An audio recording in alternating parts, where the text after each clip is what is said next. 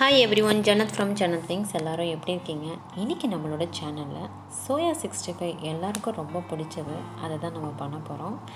இன்றைக்கி அது எப்படி செய்யலான்னு தான் நம்ம சேனலில் பார்க்க போகிறோம். வீடியோவை ஸ்கிப் பண்ணாமல் பாருங்கள். சப்ஸ்கிரைப் பண்ணிவிட்டு பெல் பட்டனை கிளிக் பண்ணிவிட்டு பாருங்கள்.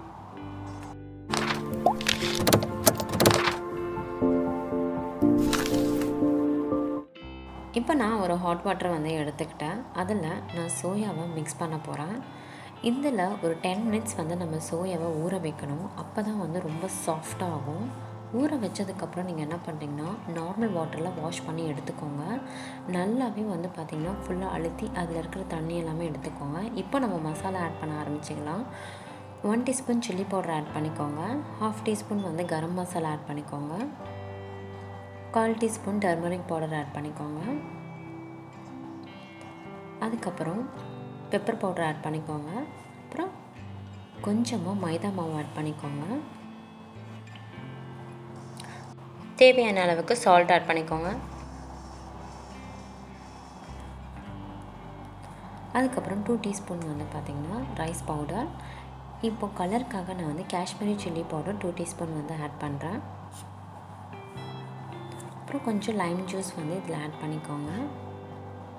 அவ்வளோதான். இதை நம்ம மிக்ஸ் பண்ணிக்கலாம். இதில் நீங்கள் தண்ணியெல்லாம் எதுவும் ஆட் பண்ண வேண்டாம், அப்படியே மிக்ஸ் பண்ணால் போதும்.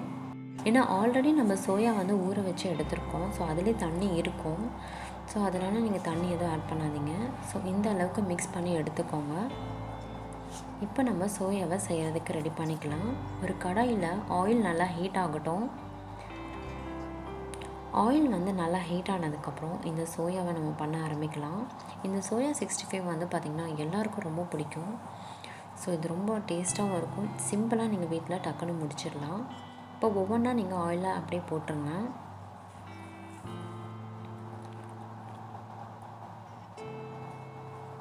அவ்வளோதான். நம்ம இந்த மாதிரி போட்டுட்டேன். அப்புறம் ஒரு 5 மினிட்ஸ் கழிச்சக்கப்புறம் நம்ம திருப்பி விட்டுடலாம். இது ரொம்பவும் நீங்கள் அப்படியே ஆயிலில் போட்டிங்கன்னா ரொம்ப ரஃப் ஆயிரும். நீங்கள் சாப்பிட முடியாது, ஹார்டாக இருக்கும். ஸோ ஓரளவுக்கு மட்டும் விட்டு அதுக்கப்புறம் நீங்கள் எடுத்துக்கோங்க. இப்போ நம்ம கறி லீஃப் இதில் ஆட் பண்ணிக்கலாம். ஸோ இந்த கறி லீஃபோட இந்த சோயா நம்ம சாப்பிடும்போது ரொம்ப டேஸ்ட்டாக ரொம்ப சூப்பராக இருக்கும். கண்டிப்பாக இந்த டேஸ்ட் நீங்கள் வீட்டில் ட்ரை பண்ணி பாருங்கள். அப்படியே கொஞ்சம் சப்ஸ்கிரைப் பண்ணிவிட்டு பெல் பட்டனையும் கிளிக் பண்ணிடுங்க. இன்றைக்கி என்னோடய ரெசிபிஸ் உங்களுக்கு ரொம்ப பிடிச்சிருக்குன்னு நினைக்கிறேன். சேனலை யாராவது புதுசாக பார்த்துட்டு இருந்தீங்கன்னா சப்ஸ்கிரைப் பண்ணிவிட்டு பாருங்கள். ஜன்னத் வீல் சேனலுக்கு சப்ஸ்கிரைப் பண்ணுங்கள், லைக் பண்ணுங்கள், உங்கள் ஃப்ரெண்ட்ஸ் எல்லாருக்கும் ஷேர் பண்ணுங்கள். Thank you, bye bye.